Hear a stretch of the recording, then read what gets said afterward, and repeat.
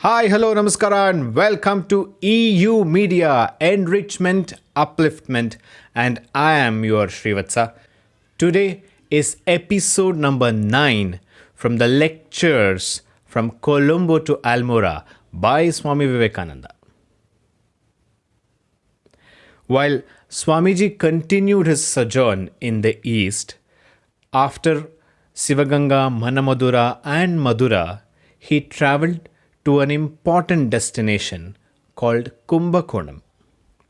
Kumbakonam is a temple city situated in Tamil Nadu or the Madras province.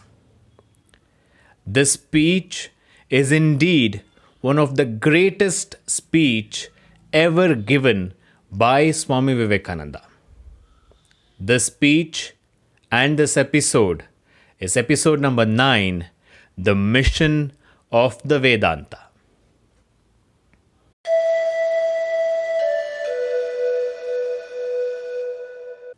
On the occasion of his visit to Kumbakonam, Swamiji was presented with the following address by the local Hindu community.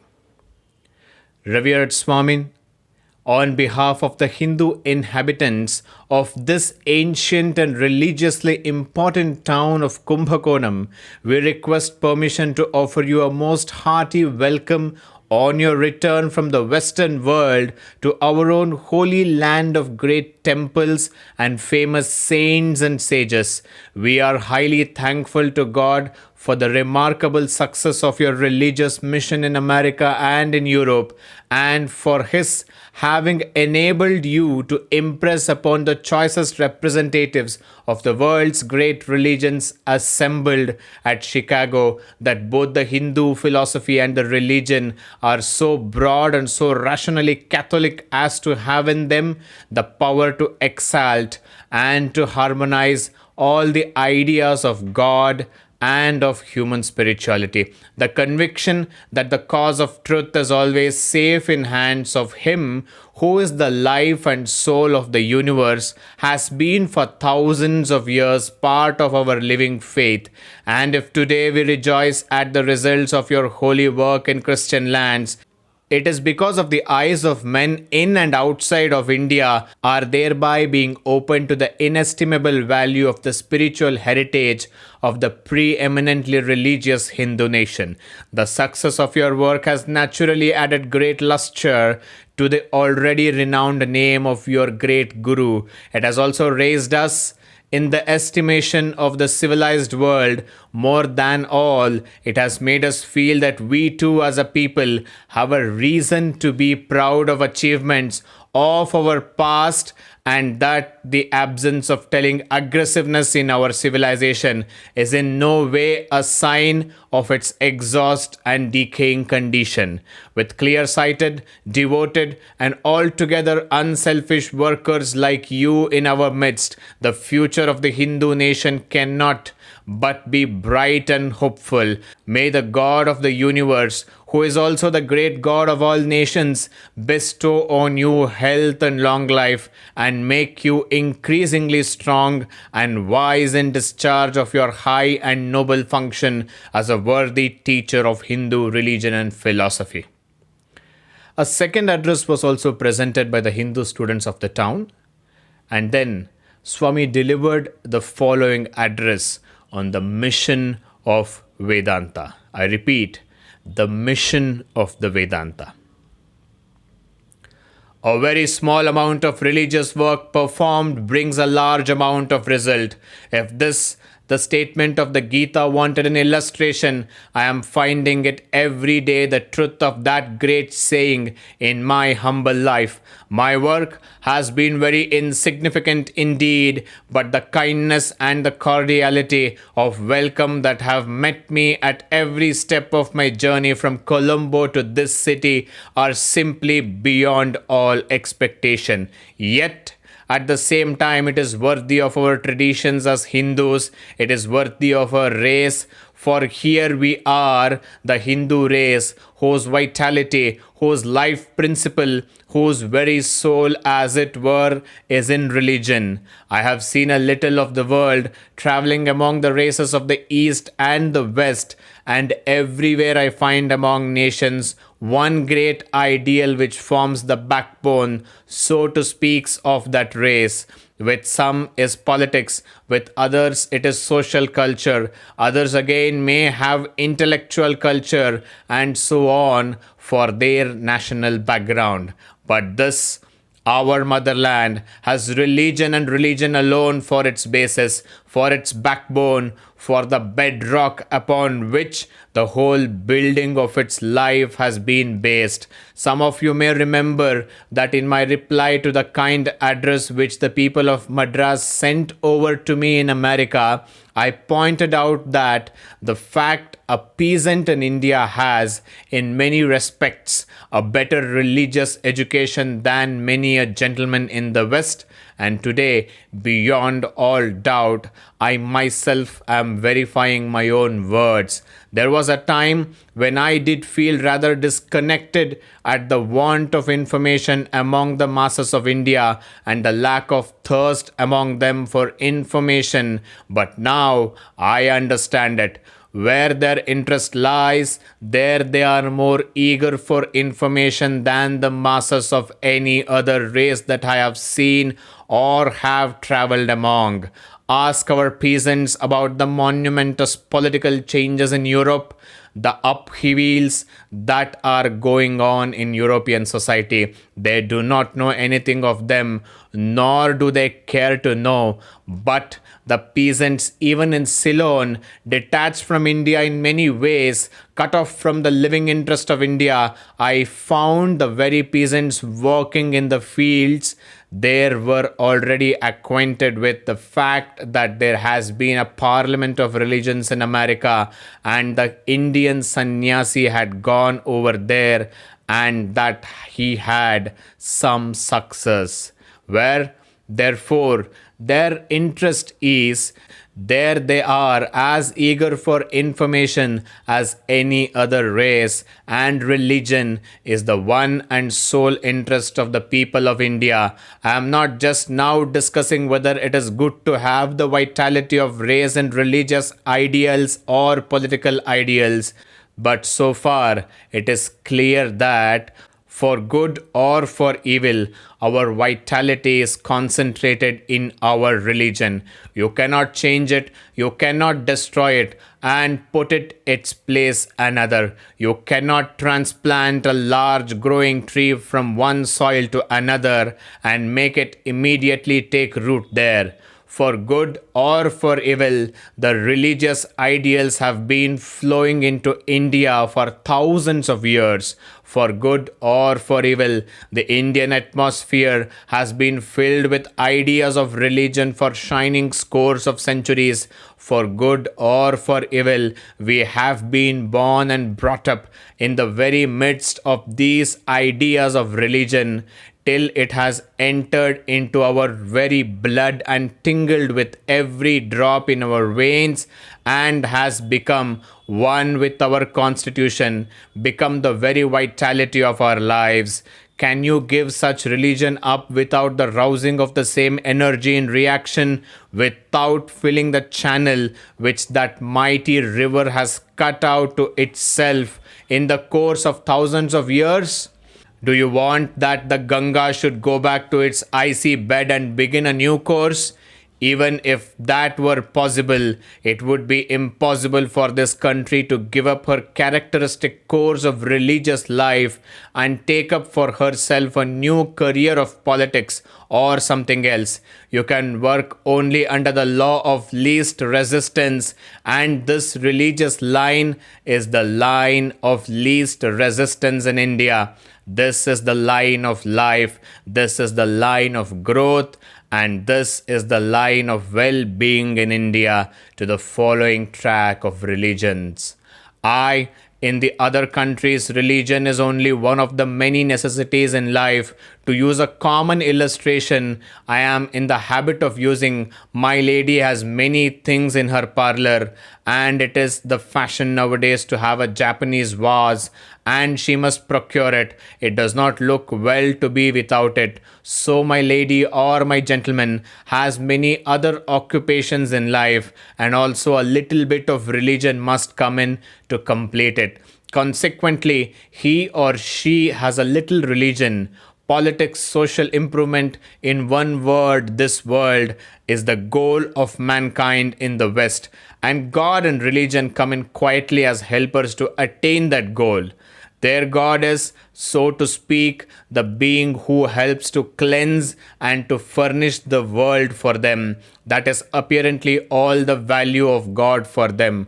Do you not know how the last 100 or 200 years you have been hearing again and again out of the lips of men who ought to have known better, from the mouths of those who pretend at least to know better, that all the arguments they produce against the Indian religion is this, that our religion does not conduce to well-being in this world, that does not bring gold to us, that it does not make us robber of nations, that it does not make the strong stand upon the bodies of the weak and feed themselves with the life blood of the weak. Certainly our religion does not do that. It cannot send cohorts under whose feet the earth trembles for the purpose of destruction and pillage and the ruination of races. Therefore they say, what is there in the religion? It does not bring any grist to the grinding mill,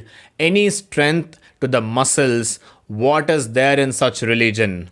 They little dream that is very argument with which we prove out religion, because it does not make for this world. Ours is the only true religion, because according to it, this little sense world of 3 days duration is not to be made the end and aim of all. It is not to be our great goal. This little earthly horizon of a few feet is not which bounds the view of our religion. Ours is a way beyond and still beyond the senses, beyond the space, and beyond the time away, a way beyond, till nothing of this world is left and the universe itself become like a drop in the transcendent ocean of the glory of the soul. Ours is the true religion because it teaches that God alone is true, that this world is false and fleeting, that all your gold is but a dust, that all your power is finite, and that life itself is oftentimes an evil.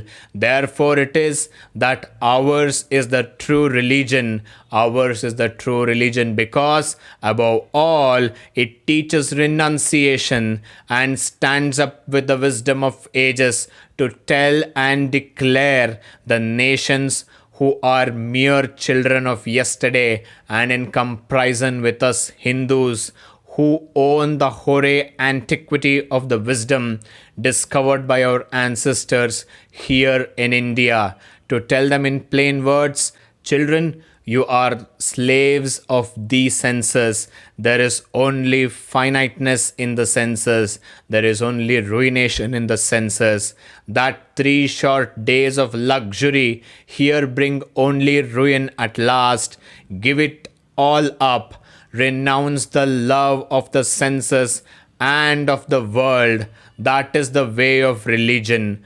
Through the renunciation is the way to goal, and not through enjoyment. Therefore, ours is the only true religion. It is a curious fact that while nations after nations have come upon the stage of the world, played their part vigorous for a moment, and died almost without leaving a mark or a ripple on the ocean of time, here we are living, as it were, an eternal life. They talk a great deal of a new theories about the survival of the fittest, and they think that it is the strength of the muscles which is the fittest to survive. If that were true, any of the aggressively known old nations would have lived in glory today, and we, the weak Hindus, who never conquered even one other race or nation, out to have died out, yet we live here 100 yet we live here 300 million strong. And it is not all true that all its energies are spent, that atrophy has overtaken its body, and that is not true. There is vitality enough, and it comes out in torrents and deluges the world when the time is ripe and requires it. We have, as it were, thrown a challenge to the whole world from the most ancient times. In the West, they are trying to solve the problem how much a man can possess, and we are trying here to solve the problem on how little a man can live. The struggle and this difference will still go on for some centuries.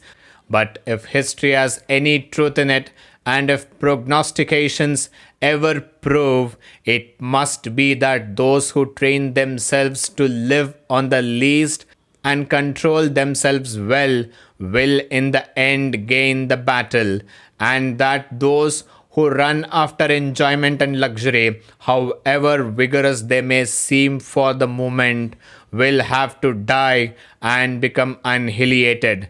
There are times in the history of man's life, nay, in the history of lives of nations, when a sorted of world weariness becomes painfully predominant.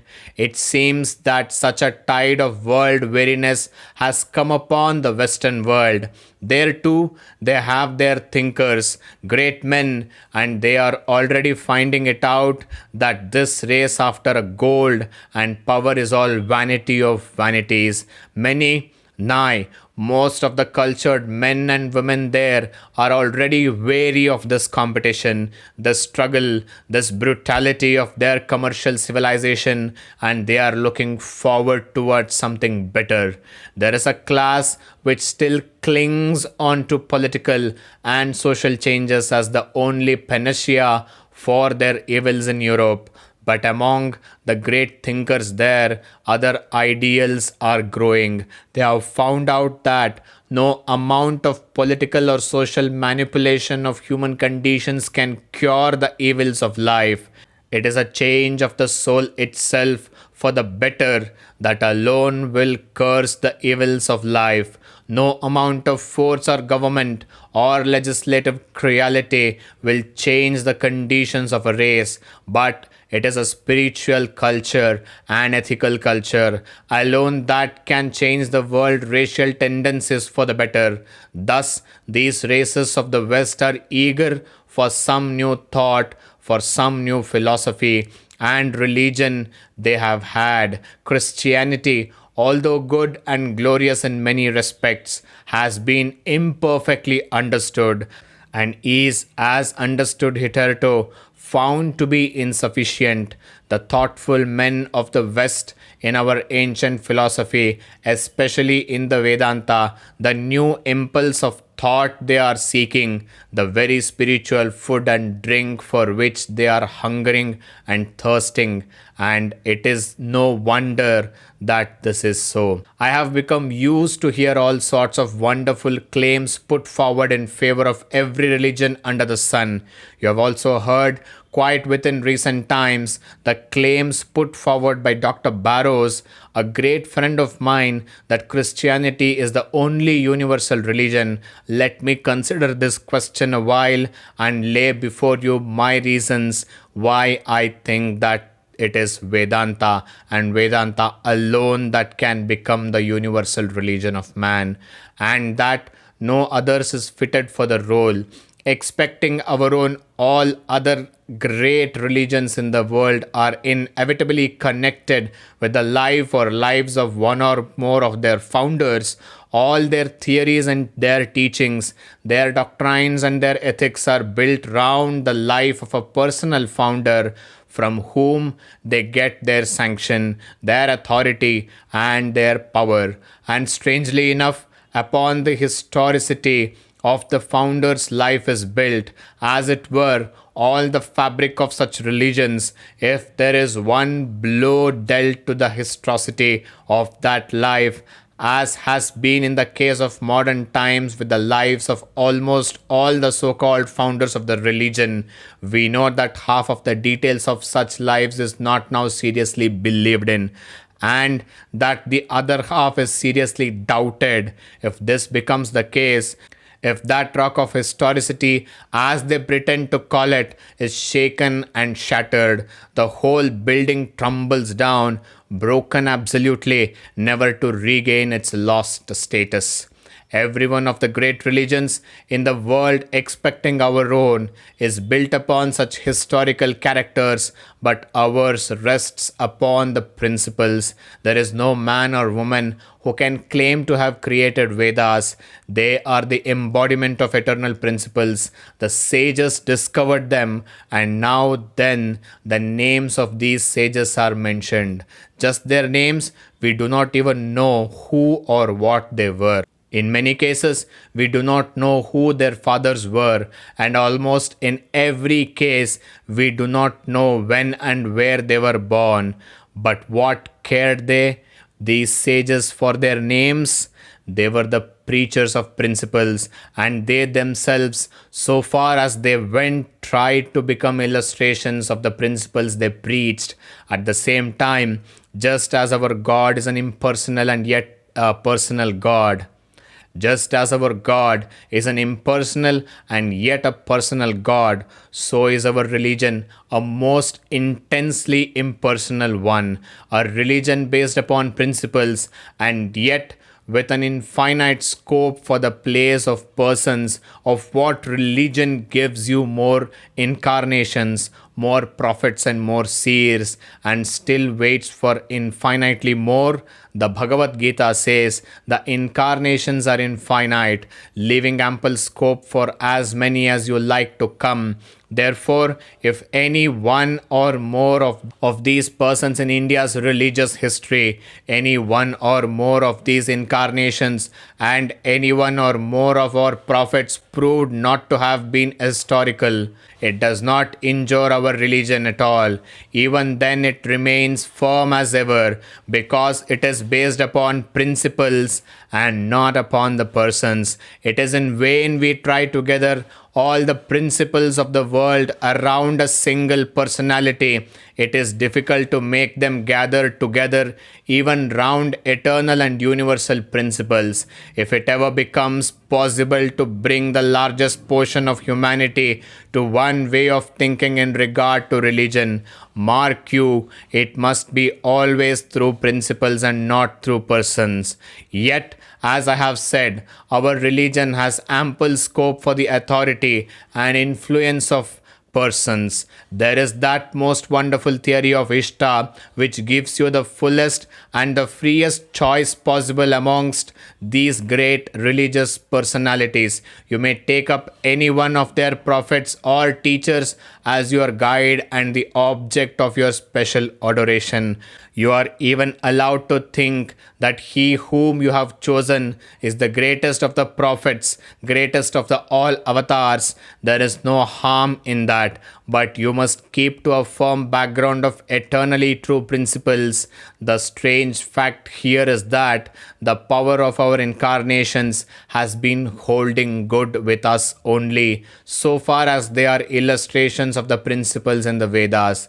The glory of Sri Krishna is that he has been the best preacher of our eternal religion, of the principles, and the best commentator on the Vedanta that ever lived in India. The second claim of the Vedanta upon the attention of the world is that of all the scriptures in the world, it is the one scripture, the teaching of which is entire harmony with the results that have been attained by the modern scientific investigations of the external nature. Two minds in the dim past of history, cognate to each other in form and kinship and sympathy, started being placed in different roots. The one was the ancient Hindu mind, and the other was the ancient Greek mind. The former started by analyzing the internal world. The latter started in search of that goal beyond by analyzing the external world. And even through the various vicissitudes of their history, it is easy to make out that these two vibrations of thought as tending to produce similar echoes of the goal beyond. It seems clear that conclusions of modern materialistic science can be acceptable harmoniously with their religion only to the Vedantins or Hindus as they are called. It seems clear that a modern materialism can hold its own and at the same time approach spirituality by taking up the conclusions of the Vedanta. It seems to us and to all who care to know that the conclusions of modern science are the very conclusions the Vedanta reached ages ago. Only in modern science, they are written in the language of matter. This, then, is another claim of the Vedanta upon modern Western minds, its rationality, the wonderful rationalism of the Vedanta. I have myself been told by some of the best Western scientific minds of the day how wonderfully rational the conclusions of Vedanta are. I know one of them personally, who scarcely has time to eat his meal or go out of his laboratory, but who yet would stand by the hour to attend my lectures on the Vedanta. For, as he expresses it, they are so scientific, they are so exactly harmonized with the aspirations of the age and with the conclusions to which the modern science is coming the present time. Two such scientific conclusions drawn from comparative religion I would specially like to draw your attention to. The one bears upon the idea of the universality of the religions, and the other on the idea of the oneness of things. We observe in the histories of Babylon and among the Jews an interesting religious phenomenon happening. We find that each of these Babylonian and Jewish people was divided into so many tribes, each tribe having a god of its own, and that these little tribal gods had often a generic name. The gods among the Babylonians were all Baals, and among the Baal, the Medrock was the chief. In course of time, one of these many tribes would conquer and assimilate the other racially allied tribes, and the natural result would be that the god of the conquering tribe would be placed at the head of all gods of the other tribes. Thus, the so-called boasted monotheism of the Semites was created. Among the Jews, the god went by the name of Moloch. Of these were one Moloch who belonged to the tribe called Israel, and he was called the Moloch Yahweh or Moloch Yahweh. In time, this tribe of Israel slowly conquered some of the other tribes of same race, destroyed their Molochs, and declared its own Moloch to be supreme of Molochs. And I am sure most of you know the amount of bloodshed or tyranny and of brutal savagery that this religious conquest entailed. Later on, the Babylonians tried to destroy the supremacy of Moloch Yahweh, but could not succeed in doing so. It seems to me that such an impact of tribal self-assertions in religious matters might have taken place on the frontiers and India also. Here too, all the various tribes of the Aryans might have come into conflict with one another, declaring the supremacy of their several tribal gods. But India's history was to be otherwise, was to be different that of the Jews. India alone was to be, of all lands, the land of toleration and spirituality, and therefore the fight of tribes and their gods did not take long in place here. For one of the greatest sages that was ever born found out here in India, even at that distant time which history cannot reach, and into whose gloom ever tradition itself dares peep, is that distant time the sages arose and declared, Ekam Sad Vipra Bahuda Badanti. He who exists is one. The sages call him variously. This is one of the most memorable sentences that was ever uttered, one of the grandest truths that was ever discovered. And for us Hindus, this truth has been the very backbone of our national existence. For throughout the vistas of the centuries of our national life, this one idea, Ekam Sat Vipra Bahuda Badanti, comes down, gaining in volume and in fullness till it has permeated the whole of our national existence, till it has mingled in our blood and has become one with us. We lived the grand truth in every vein, and our country has become the glorious land of religious toleration. It is here and here alone that they build temples and churches for the religions which have come with the object of condemning our own religion. This is one very great principle that the world is waiting to learn from us.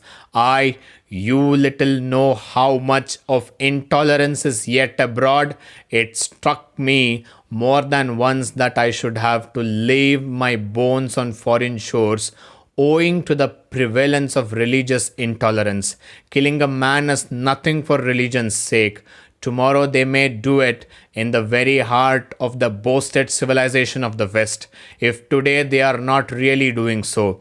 Outcasting in its most horrible forms would often come down upon the head of a man in the West if he declared to say a word against his country's accepted religion. They talk glibly and smoothly here in criticism of our caste laws. If you go to the West and live there as I have done, you will know that even some of the biggest professors you hear of aren't cowards and dare not say, for fear of public opinion, 100% of what they're told to be really true in religious matter. Therefore, the world is waiting for this grand idea of universal toleration. It will be great acquisition to civilization. Nay, no civilization can long exist unless this idea enters it. No civilization can grow unless fanatics, bloodshed and brutality stop. No civilization can begin to lift up its head until we look charitably upon one another. And the first step towards that much needed charity is to look charitably and kindly upon the religious convictions of the others, nay more, to understand that not only should we be charitable but positively helpful to each other, however different our religious ideas and convictions may be. And that is exactly what we do in India, as I have just related to you. It is here in India that Hindus have built and are still building churches for Christians and mosques for Mohammedans. That is the thing to do. In spite of their hatred, in spite of their brutality, in spite of their cruelty, in spite of their tyranny, and in spite of their vile language they are given to uttering, we will and must go on building churches for Christians and mosques for Mohammedans until we conquer through love, until we have demonstrated to the world that love alone is the fittest thing to survive and not hatred, that it is gentleness that has the strength to live on and to fruticity, and not mere brutality and physical force. The other great idea that world wants from us today, the thinking apart of Europe, nigh the whole world more, perhaps the lower classes than the higher, more the masses than the cultured, more the ignorant than the educated, more the weak than the strong. This is the eternal grand idea of the spiritual oneness of the whole universe. I need not to tell you today, men from Madras University, how the modern researchers of the West have demonstrated through physical means the oneness and the solidarity of the whole universe. How, physically speaking, you and I, the sun, moon, and stars are but little waves or wavelets in the midst of an infinite ocean of matter. How Indian psychology demonstrated ages ago that, similarly, both body and mind are but mere names and little wavelets in the ocean of the matter, the samashti, and how, going one step further, it is also shown in the Vedanta that behind that the idea of unity of the whole show, the real soul is one. There is but one soul throughout the universe. All is but one existence. This great idea, the real and basic solidarity of the whole universe, has frightened many, even in this country.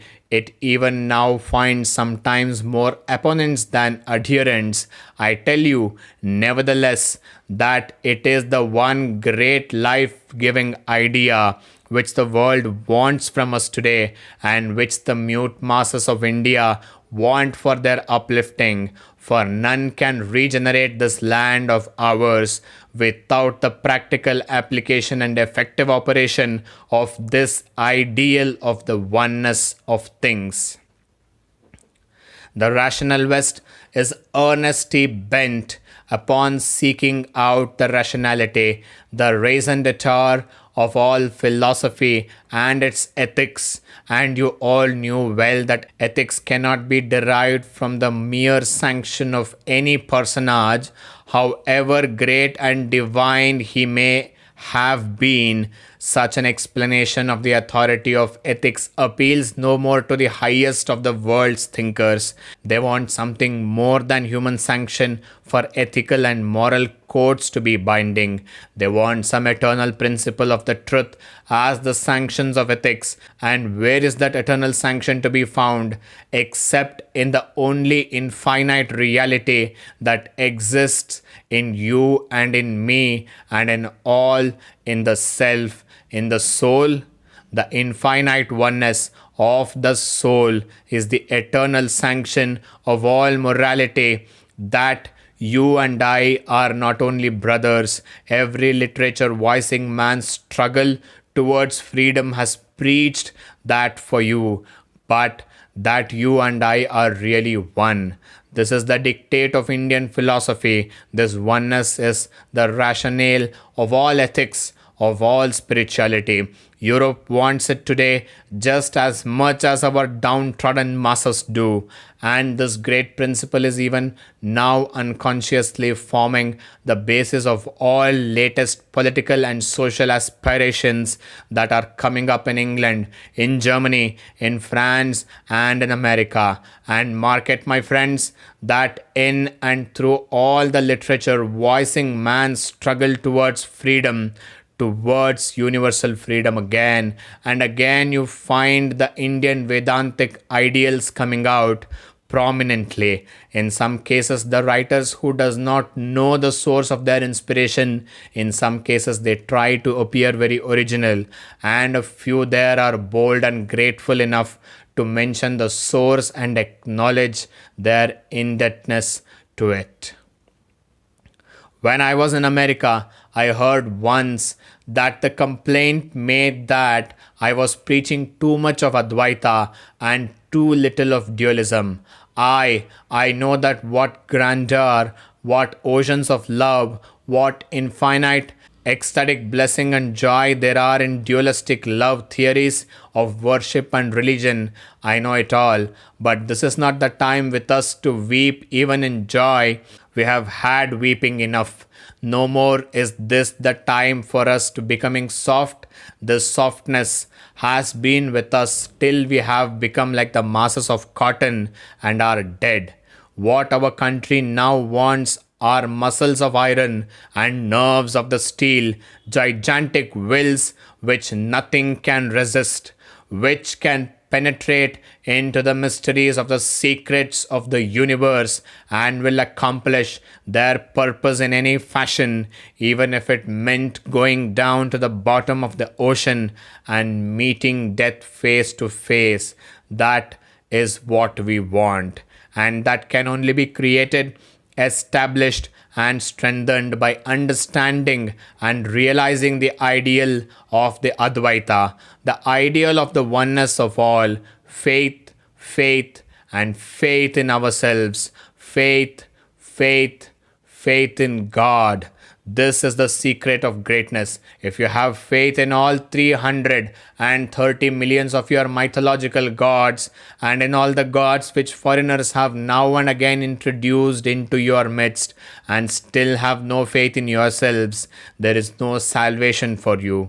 Have faith in yourselves and stand up on the faith and be strong.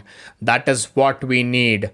Why is it that we 330 million of people have been ruled for the one last 1,000 years by any and every handful of foreigners who chose to walk over our prostrate bodies? Because they had faith in themselves and we had not.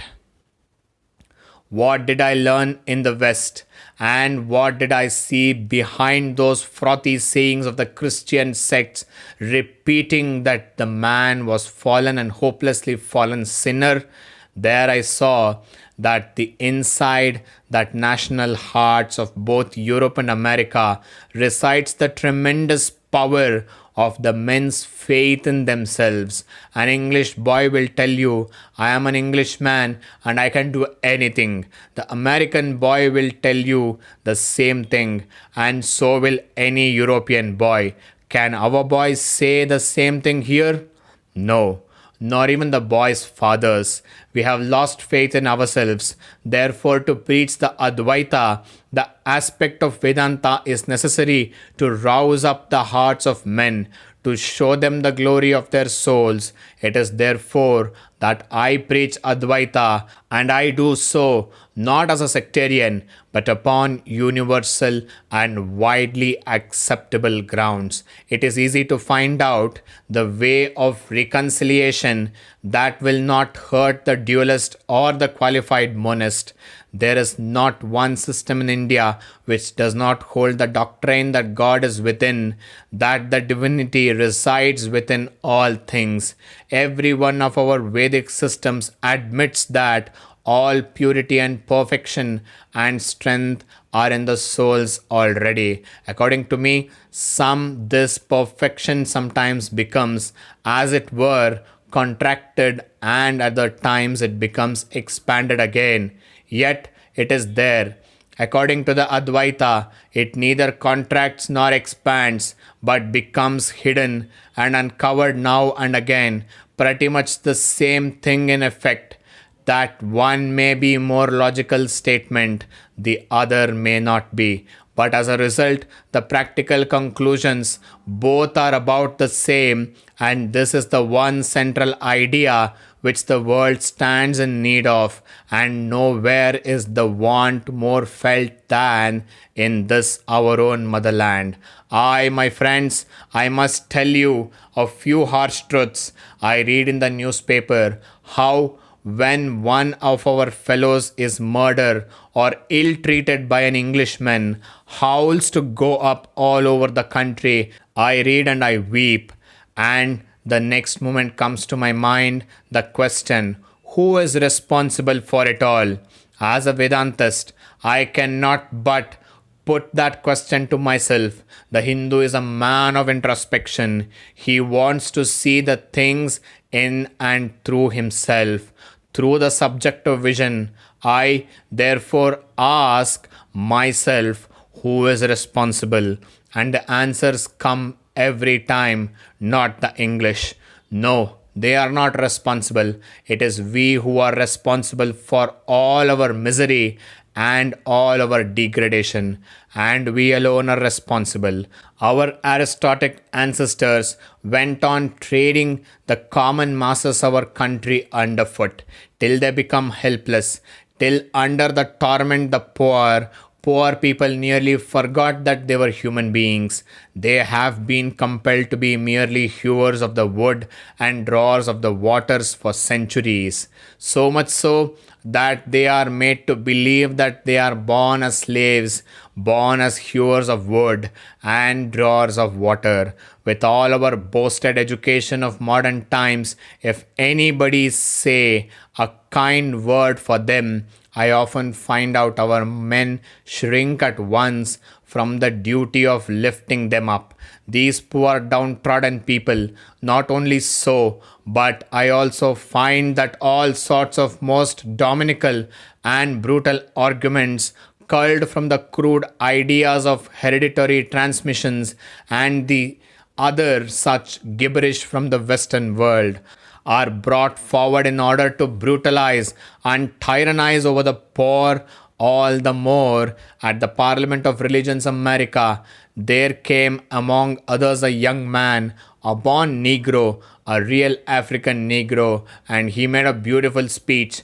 I became interested in the young man, and now and then I talked to him, but could learn nothing about him. But one day in England, I met some Americans, and this is what they told me. This boy was the son of a Negro chief who lived in the heart of Africa, and that one day another chief became angry with the father of this boy and murdered him and murdered the mother also, and they were cooked and eaten. He ordered the child to be killed also and to be cooked and eaten.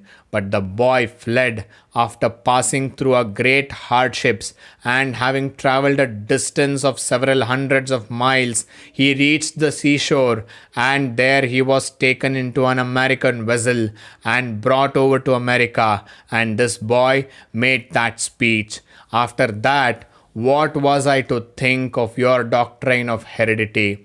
I, Brahmins, if the Brahmin has the more aptitude for learning on the ground of heredity than the Pariah, spend no more money on Brahmin's education, but spend all on Pariah.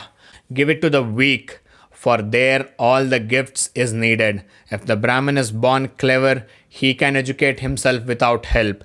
If the others are not born clever, let them have all the teachings and the teachers they want.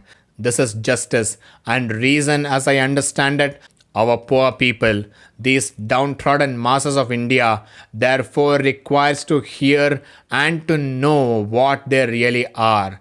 I let every man and woman and child without respect of caste or birth, weakness or strength, hear and learn that behind the strong and the weak, behind the high and the low, behind everyone, there is that infinite soul, assuring the infinite possibility and the infinite capacity to all become great and good. Let us proclaim to every soul, Uttishtaha Jagrataha Praptya Varanibhodataha. Arise awake and stop not till the goal is reached. Arise awake from the hypnotism of weakness. None is really weak. The soul is infinite, omnipotent, and omniscient. Stand up, assert yourself, proclaim the God within you. Do not deny Him. Too much of inactivity, too much of weakness, too much of hypnotism has been and is upon our race. O ye modern Hindus, dehypnotize yourselves. The way to do that is found in your own sacred books. Teach yourselves, teach everyone his real nature. Call upon the sleeping soul and see how it awakes. Power will come, glory will come, goodness will come, purity will come, and everything that is excellent will come when this sleeping soul is roused to self-conscious activity. If there is anything in that Gita that I like, it is these two verses coming out strong as the very gist, the very essence of Krishna's teaching. He who sees the Supreme Lord dwelling alike in all beings, the imperishable in things that perish, he sees indeed, for seeing the Lord as the same, everywhere present. He does not destroy the self by the self, and thus he goes to the highest goal. Thus, there is a great opening for the Vedanta to do beneficent work for both here and elsewhere. This wonderful idea of the sameness and omnipresence of the Supreme Soul has to be preached for the amelioration and elevation of the human race, here as elsewhere. Wherever there is evil and wherever there is ignorance and want of knowledge, I have found out by the experience that all evil comes, as our scriptures say, relying upon the differences, and that all good comes from faith in equality, in the underlying sameness of oneness of things. This is the great Vedantic ideal. To have the ideal is one thing, and to apply practically to the details of daily life is quite another thing. It is very good point out an ideal, but where is the practical way to reach it? Here naturally comes the difficult and the vexed question of the caste of the social reformation, which has been uppermost for centuries in the minds of our people. I must frankly tell you that I am neither a caste breaker nor a mere social reformer. I have nothing to do directly with your caste or with your social reformation. Live in any caste you like, but that is no reason why you should hate another man or another caste. It is love and love alone that I preach, and I base my teaching on the great Vedantic truth of the sameness and omnipresence of the soul of the universe.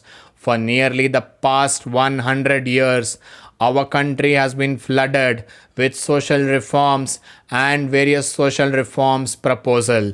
Personally, I have no fault to find with these reformers. Most of them are good, well-meaning men, and their arms too are very laudable on certain points, but it's quite a patient fact that this 100 years of social reform has produced no permanent and valuable result. Appreciably, throughout the country, platform speeches have been made by the 1,000. Denunciations in volumes after volumes have been hurled upon the devoted head of the Hindu race and its civilization, and yet no good practical result has been achieved. And where is the reason for that? The reason is not hard to find. It is in the denunciation itself. As I told you before, in the first place, we must try to keep our historically acquired character as a people. I grant that we have to take a great many things from other nations, that we have to learn many lessons from outside, but I am sorry to say that most of our modern reform movements have been inconsiderate imitations of the Western means and methods of work, and that surely will not to do for India. Therefore, it is that all our recent reform movements had no result. In the second place, denunciation is not all the way to do good. That there are evils in our society, even a children can see. And in what society are there no evils? And let me take this opportunity, my countrymen, of telling you that comparing the different races and nations of the world I have been among, I have come to the conclusion that our people are on the whole the most moral and most godly, and our institutions are, in their plan and purpose, best suited to make mankind happy. I do not, therefore, want to any reformations. My ideal is growth, expansion, development on national lines. As I look back upon the history of my country, I do not find in the world another country which has done quite so much for the improvement of human mind. Therefore, I have no words of condemnation for my nation. I tell them, you have done well. Only try to do better. Great things have been done in the past and this lands, and there is both time and room for greater things to be done yet. I am sure you know that we cannot stand still. If we stand still, we die. We have either to go forward or to go backward. We have either to progress or to degenerate. Our ancestors did great things in the past, but we have to grow into a fuller life and march beyond even their great achievements. How can we now go back to and degenerate ourselves? That cannot be, that must not be. Not going back will lead to a national decay and death. Therefore, let us go forward and do yet greater things. That is what I have to tell you. I am no preacher of any momentary social reform. I am not trying to remedy evils. I only ask you to go forward and to complete the practical realization of the scheme of human progress that has been laid out in the most perfect order by our ancestors. I will only ask you to work to realize more and more the Vedantic ideal of the solidarity of the man and his inborn divine nature. Had I the time, I would gladly show you how everything we have now to do was laid out years ago by our ancient lawgivers, and how they actually anticipated all the different changes that have taken place and are still to take place in our national institutions. They also were breakers of caste, but they were not like our modern men. They did not mean by the breaking of caste that all the people in a city should sit down together to a dinner of beef steak and champagne, nor that all fools and lunatics in the country should marry when, where, and whom they choose, and reduce the country to a lunatic asylum. Nor did they believe that the prosperity of a nation is to be gauged by the number of husbands its widows get. I have yet to see such a prosperous nation. The ideal man of our ancestors was the Brahmin. In all our books stands out prominently this ideal of Brahmin. In Europe, there is my lord of the Cardinal, who is struggling hard and spending thousands of pounds to prove the nobility of his ancestors, and he will not be satisfied until he traced his ancestry to some dreadful tyrant who lived on a hill and watched the people passing by, and whenever he had the opportunity, sprang out on them and robbed them.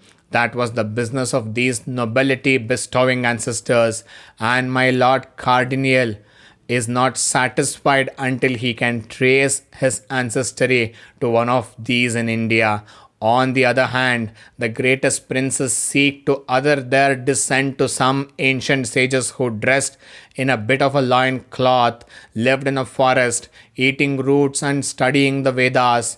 It is there that the Indian prince goes to trace his ancestry. You are of the higher caste when you can trace your ancestry to a rishi, and not otherwise. Our ideal of high birth, therefore, is different from that the others. Our ideal of Brahman, of spiritual culture and renunciation by the Brahmin ideal. What do I mean? I mean that the ideal Brahminness, which worldliness is altogether absent, and true wisdom of abundantly present. That is the ideal of the Hindu race. Have you not heard it is declared that he, the Brahmin, is not amendable to law, and that he has no law, that he has not governed by the kings, and that his body cannot be hurt? That is perfectly true. Do not understand in the light thrown upon by the interested and ignorant fools, but understand in the light of the true and original Vedantic conception. If the Brahmin is he who has killed all the selfishness and who lives and works to acquire and propagate wisdom and the power of love, if a country is altogether inhabited by such Brahmins, by men and women who are spiritual and moral and good, is it strange to think of that country was being above, beyond all law? What police, What military are necessary to govern them? Why should anyone govern them at all? Why should they live under a government? They are good and noble, and they are the men of God. These are our ideal Brahmins, and we read that in the Satya Yuga there was only one caste, and that was the Brahmin. We read in the Mahabharata that the whole world was in beginning people with Brahmins, and that as they began to degenerate, they became divided into different castes, and that when the cycle turns round, they will all go back to the Brahminical origin. The cycle is turning round now, and I draw attention to this fact. Therefore, our solution of the caste question is not degrading those who are already high up, is not running amok through food and drink, is not jumping out of our own limits in order to have more enjoyment, but comes by everyone for us, fulfilling the dictates of our Vedantic religion by our attaining spirituality and by becoming the ideal Brahmin. There is a law laid on each one of you in this land by our ancestors.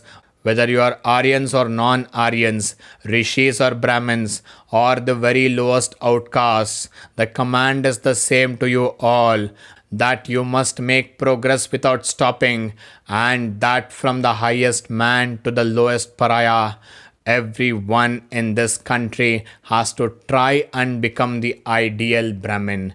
The Vedantic idea is applicable not only here but over the world. Such is our ideal of caste as meant for raising all humanity slowly and gently towards the realization of the great ideal of the spiritual man who is non-resisting, calm, steady, worshipful, pure and meditative.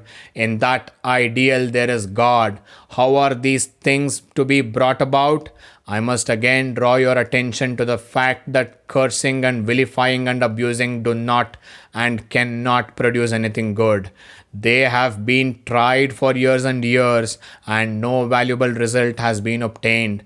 Good results can be produced only through love, through sympathy. It is a great subject, and it requires several lectures to elucidate all the plans that I have in view and all the ideas that are in this connection coming to my mind day after day. I must therefore conclude only reminding you of this fact that this ship of our nation, O Hindus, has been usefully plying here for ages.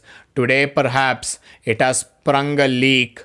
Today perhaps it has become a little worn out, and if such is the case, it behaves you and me to try our best to stop the leak and holes.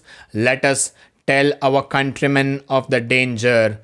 Let them awake and help us. I will cry at the top of my voice from one part of this country to the other to awaken the people to the situation and their duty. Suppose they do not hear me, still I shall not have one word of abuse for them, not one word of cursing for them.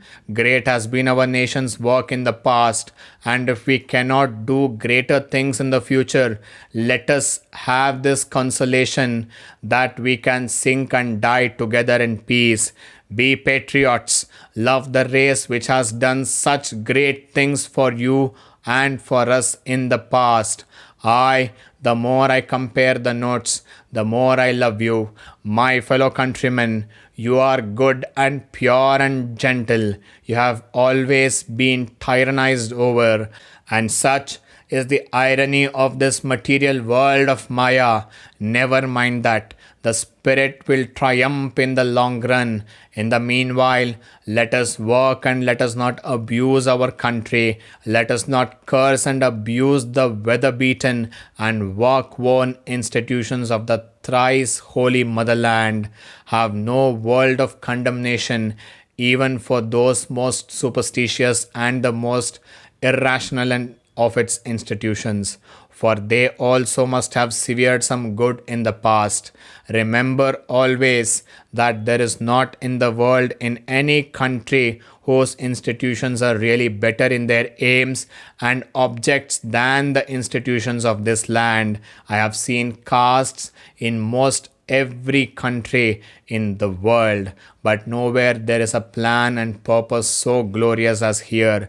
If caste is thus unavoidable, I would rather have a caste of purity and culture and self-sacrifice than a caste of dollars. Therefore, utter no words of condemnation. Close your lips and let your hearts open. Work out the salvation of this land and the whole world, each of you thinking that the entire burden is on your shoulders. Carry the light and the life of the Vedanta to every door and rouse up the divinity that is hidden within every soul. Then, whatever it may be the measure of your success, you will have the satisfaction that you have lived, worked, and died for a great cause. In the success of this cause, howsoever brought about, is centered the salvation of humanity here and thereafter. This was a fantastic speech rendered by Swami Vivekananda in the town of Kumbakonam.